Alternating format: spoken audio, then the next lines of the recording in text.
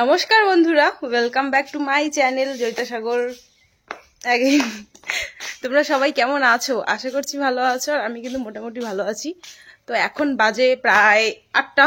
তো এই 8টা থেকে আমি ব্লগটা স্টার্ট করছি, বড়দের প্রণাম জানিয়ে এবং ছোটদের আমার অনেকটা ভালোবাসা জানিয়ে। আর আমি ভাত বসিয়ে দিয়েছি। আজকে আমাদের বাড়িতে একটা ছোট্ট মোটো অনুষ্ঠান আছে। এই যে দেখো, ঠাকুমা দেখাই যায় না, ঠাকুমা এখানে সবজি কাটছে। আজকে আমাদের বাড়িতে একটা ছোট্ট মোটো অনুষ্ঠান আছে। তো চলো। কি কার মনুয়া কলা আনলো? এই যে আর মা সকাল সকাল কার বাড়ি থেকে তুমি আনলে মনুয়া কলা? মামুনিদির বাড়ি থেকে। তুমি না করলে ইয়ে খাওয়াবা মা? বসে গেছে চালগুলো গুঁড়ো করে দিব। আর এই যে দেখো তনু আর উষো। আমাদের বাড়িতে লোক সংখ্যা কিন্তু কম, তবু সকাল থেকে শুরু হয় আমাদের বিশ্বযুদ্ধ। যেহেতু গ্রামের বাড়ি, তোমরা বোঝোই, এইদিকে ধান চালের কাজ, এইদিকে জমি জমার, তার মধ্যে এত বড় একটা বাড়ি। আমার বাড়িটা যদি তোমাদের হোম ট্যুর দেই না, তোমরা বলবে দিদি ভাই যে মানুষ থাকো 3টা 4টা, ঠাকুমা তো পাশের একটা ঘর আছে সেখানে থাকে। তো মানুষ থাকো তোমরা 3টা, আর এত বড় বাড়ি আর এতগুলো ঘর, মানে কি বলি।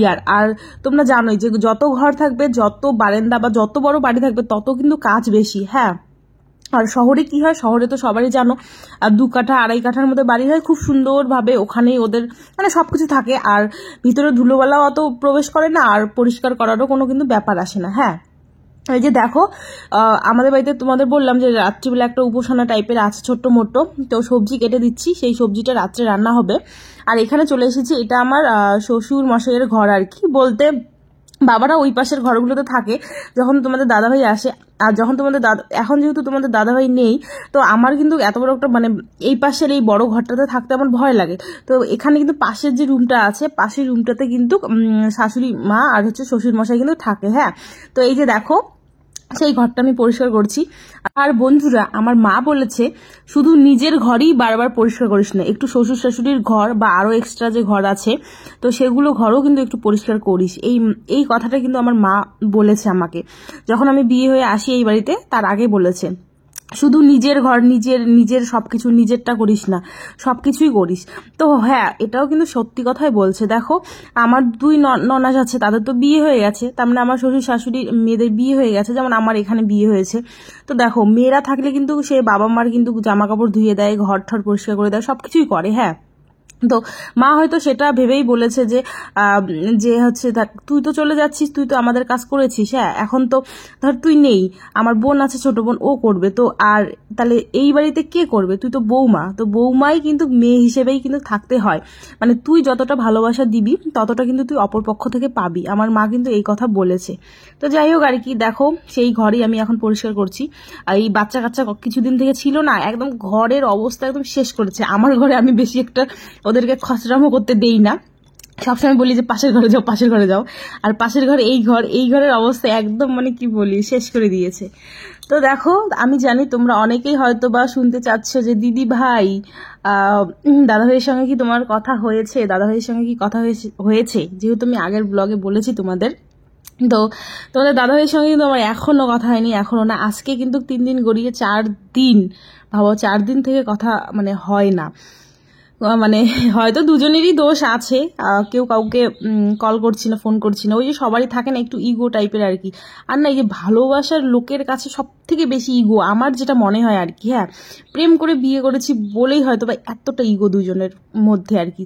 তাই আমার মনে মনে ভাবছি যে একদিকে সংসারের এত মানে কাজের জ্বালা, আর অন্যদিকে বরের আর কি এই টর্চার। একটা মেয়ে শ্বশুরবাড়িতে কতক্ষণ টেকে তোমরা বলো?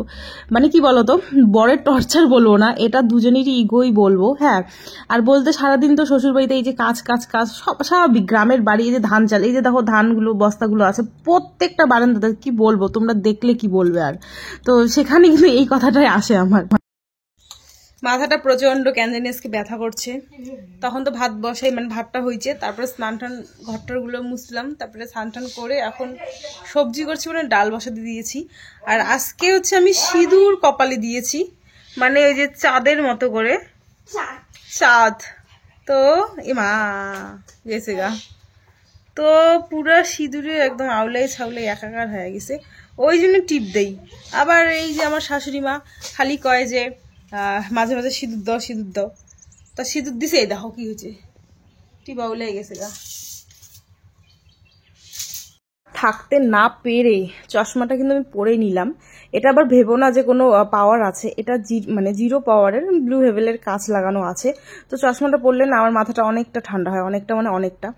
তো এই যে কি বলতো টেনশন, কদিন থেকে রোদে, তুমি তো জানোই আমাদের গ্রামের আর কি কাজবাজ চলছে, ধান চালের অনেক ধান করেছে, অনেক ধান। তো সেটারই টুকটাক করি আর কি কাজ, এমন না যে বসে থাকি।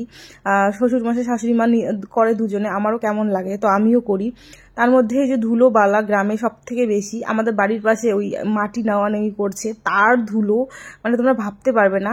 আর এইদিকে টেনশন, তার একটা টেনশন। হ্যাঁ, তো কি টেনশন তোমরা তো জানোই, তোমাদের দাদা ভাইয়ের টেনশন।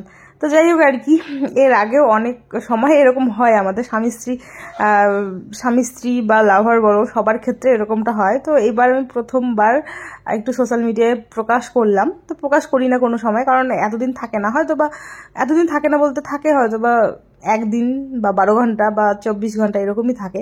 তো এবার একটু বেশি, তো তার জন্যই প্রকাশ করলাম তোমাদের সামনে। কেউ আবার খারাপ কিছু ভেবো না। তো যাই হোক, এটা যে কতদিন চলবে, কতদিন চলবে মানে সেটা আমিও জানি না। এবারটা দেখছি একটু বেশি হয়ে যাচ্ছে। তার মধ্যে দেখো সত্যি কথা বলতে, এই মানে হ্যাঁ আমি ফোন করলেই করতে পারি, কিন্তু ও ফোন করলেই করতে পারে, কিন্তু এই যে মানে ফোনটা আদান প্রদান, আমি জানি একটা ফোন করলেই কিন্তু সবকিছু আর কি একদম ঠিক হয়ে যাবে, কিন্তু ওই একটা ফোন কলই যেন কারো কাছ থেকে হচ্ছে না। আমিও এবার কেন জানি না আমারও প্রচণ্ড রাগ উঠেছে, প্রচণ্ড রাগ উঠেছে যে আমি শ্বশুরবাড়িতে থেকে এখানে সবাইকে মেনটেন করে চলছি সব কিছু, মানে কেউ কোনো রকম একটা মানে খুদ ধরার মতন মানে আমি রাখছি না রাস্তাটা। যেহেতু কি বলতো, আমরা যদি চাই না যে শ্বশুরবাড়িতে মানে কিভাবে থাকবো না থাকবো, তবে কিন্তু কারোর দম নেই যে কোনো একটা খুদ ধরে তোমার। হ্যাঁ, আর সেখান থেকে তোমাদের দাদাভাই মানে এরকম ব্যবহারটা আমার সাথে দেখাচ্ছে আর কি। হ্যাঁ, তো সেখানেই আমি প্রচণ্ড মানে একটা রাগ হয়ে আছি, রাগ ধরতে পারো, রাগ হয়েই আছি প্রচণ্ড একটা, আর একটা মন খারাপও লাগছে আর কি। তো যাই হোক, মানে তাহলে কি হলো বলো, আমার মানে এতভাবে ভালো করে চলার পর, মানে যেটা বলে না শিক্ষা, আমার বাবা মার যে শিক্ষা, আমি সেই শিক্ষায় চলছি, বা যেটা আসল রাস্তা, যেটা বিয়ের পরে একটা পথ, আসল পথ, এইভাবে চলতে হবে সব মেয়েদেরই আর কি। তো সেভাবেই আমি চলছি। তো চলার পরেও তোমাদের দাদাভাইয়ের এই রকম ব্যবহার, তো ঠিক আছে। তো যাই হোক আর কি, এখানে দেখো তারপরে আমরা এখন ফুলের মালা গাঁথছি। হ্যাঁ, ওখানে তো আমরা দেখলি যে পিঠে করলাম, তারপরে হচ্ছে মদন কামের যে নাড়ু হয় না, সেই নাড়ুটা করলাম। তো সেগুলো করার পরে সেখানে তারপরে মালা গাঁথছিলাম, মাগো আর বোন ওই ফুলগুলো ছিঁড়ে দিচ্ছিল। মালা গাঁথার পর চলে এলাম জমিতে। হ্যাঁ, দেখো আমার একটা ননদ এসেছে, তো ওকে আমরা এই যে ডাঁটা শাক, আমাদের ডাঁটা শাকের যে নাম হচ্ছে কি বলবো, আর সবাই মানে যারাই নিয়ে যাচ্ছে বলছি এতটা টেস্ট ডাঁটার, এতটা টেস্ট কি বলবো। আর তো জমিতে প্রায় এখন নেই ডাঁটা শাক। তারপরে দেখো, যেহেতু সকালবেলা ওই ঘন্ট সবজি কাটা হয়েছে, তো তার সাথে কিন্তু খিচুড়ি ছিল। হ্যাঁ, আর ডাল ভাত করার কথা ছিল, তারপরে আমি বলেছি না খিচুড়ি করবো, আমার খিচুড়ি সবজিটা মানে ভীষণ প্রিয়। তো আর যাই হোক তাড়াতাড়ি হয়েও যাবে। তো সেই মতন চাটনি ছিল, শাক ভাজা ছিল, খিচুড়ি আর সবজি। হ্যাঁ, এটা ছিল, আর ফলমূল তো আছেই, তোমরা জানোই সেটা থাকবেই। তো এই বৈশাখ মাসে একটা ছোট্ট মোট্ট না বাড়িতে নিতে হয় কীর্তন বা বই পাঠ, যেটাই বলো, একটা নিলে কি হয় বলো তো, বাড়িটা শুদ্ধ শুদ্ধ মনে হয় আর কি। তো দেখো সেইটাই আজকে নিচ্ছি আমি। এখানে মা সব পুজোর জোগাড়জান্তি করছে, আমি কিন্তু রান্না করার কথা ছিল আমার ওই খিচুড়ি আর হচ্ছে সবজিটা, কিন্তু তারপরে আমি আর রান্না করিনি, কারণ আমার এতটা মাথা যন্ত্রণা করছিল যে বলে বোঝাতে পারবো না তোমাদের। তারপরে ওই মাই করেছে, তারপরে আরেকটা দিদি এসেছে, তো যা হয় আর কি, তো সেই দিদিটা হেল্প করেছে। আর এখানে দেখো আমি সবাইকে তিলক দিয়ে দিচ্ছি, আমাদের কিন্তু সবাই দেখো গ্রামের, এটা সবাই গ্রামের। তো যাই হোক, এরাও আমাকে তিলক দিয়ে দিচ্ছে। আর মানে এত কম টাইমের মধ্যে সবার সাথে যে এত মানে ঘুল মিলে গেছি, মানে কি বলবো। আর আমি প্রথমে ভেবেছিলাম বিয়ের পর হয়তো বা এত তাড়াতাড়ি ঘুল মিলতে পারবো না কারোর সাথে, কিন্তু সত্যি কথা বলতে এত কম টাইমের মধ্যে যে এদের সাথে ঘুল মিলে গেছি কি বলবো। আর দেখো গ্রামের মানুষ হয়তো মানে এখন আমার পিঠ পিছে কিছু বলে কি না বলে তো সেটা জানি, সেটা তোমাদের সামনে মাঝে মাঝে শেয়ারও করি, কিন্তু দেখো সামনাসামনি যে ব্যবহারটা ভালো দেখায়, এটাই কিন্তু মানে সব থেকে বড় কথা। হ্যাঁ, আর কি বলবো, আর ভালো খারাপ তো মিশেই সব কিছু, তাই না বলো, সংসার জীবনও ভালো খারাপ মিশে। তুমি আর এটা কথা আমি মানে মনে রাখি, বা এটা কথা আমি এতদিনে বুঝে গেছি যে তুমি যদি কাউকে 100% দাও, তুমি তার কাছ থেকে 50% অবশ্যই পাবে। আর তুমি যদি না দিয়ে কোনোদিনও কিন্তু আশা করা যায় না, মানে আমি অপর পক্ষকে ভালোবাসা না দিয়ে তুমি কিন্তু ভালোবাসা একদমই আশা করতে পারোই না। তুমি যদি আশা করো সেটা তোমার পাপ হবে, কারণ তুমি দাও না, আগে ভালোবাসা দাও, তারপরে দেখো 1 দিন দিবে, 2 দিন দিবে, 3 দিন দিবে, অবশ্যই সে বুঝবে যে না রে মেয়েটা এত ভালোবাসা দিচ্ছে, তো এরকম তার সাথে করা উচিত না, আমার মনে হয় আর কি। তো যাই হোক, এখানে দেখো সবাইকে আমি এই তিলক পরিয়ে দিচ্ছি। তারপরে দেখো এই খিচুড়ি সবজি দেওয়ার পালা। তো মানে কীর্তন হয়ে গেছে, উপাসনাও হয়ে গেছে, বইপাঠও হয়ে গেছে, তারপরে দেখো সবাই বসে গেছে। এখন আমাদের পরিবেশন চলছে খিচুড়ি আর সবজি। আর খিচুড়ি সবজি খেতে তো এতটা ভালো লাগে আমার, কি বলবো। আর মানে ভাতের থেকেও আমার কেন খিচুড়ি প্রিয়। কার কার এই খিচুড়িটা প্রিয় তোমরা অবশ্যই কমেন্ট করে জানাবে। আর এগুলো কিন্তু সব নিরামিষ, মা তার সাথে একটু ঘি দিয়েছে খিচুড়িতে, আর নয় যে ছোলাগুলো থাকে না সেই ছোলাটা দিয়েছে। এতটা টেস্টি হয়েছে, মানে বোনরা খেয়েছে, ওদের কাছ থেকে একটু খেয়ে নিয়েছি। মানে যেহেতু এটা ঠাকুরকে দেওয়া হয়নি, ঠাকুরকে ফলমূলই দেওয়া হয়েছে, এটা ঘরেই ছিল আর কি, তো তার জন্যই কিন্তু টেস্ট করা হয়েছে। ওদের আমি দেখালাম যে কত বড় হাঁড়িতে রান্না করা হয়েছে। তো 1 হাঁড়ি খিচুড়ি আর এখানে 1 গামলা কিন্তু সবজি ছিল, আমাদের বাড়ির একদম মিষ্টি কুমড়া ডাঁটা, তারপরে কাঁঠাল, সবকিছু দিয়ে। আর সবজিটা এতটা টেস্ট হয়েছে না কি বলবো। তো যাই হোক বন্ধুরা, ভিডিওটা আজকে এই পর্যন্তই রাখলাম। কেমন লাগলো তোমরা অবশ্যই কমেন্ট করে জানাবে। আর যদি জানতে চাও তোমরা দাদাদের সঙ্গে আমার কি হয়েছে, কি নিয়ে লেগেছে আর কি, আর কথা কি, তারপরে হবে কি হবে না, না কি সমাচার, তো কমেন্ট করো। তো চলো আজকের মতন টাটা, নেক্সট ব্লগে দেখা হচ্ছে।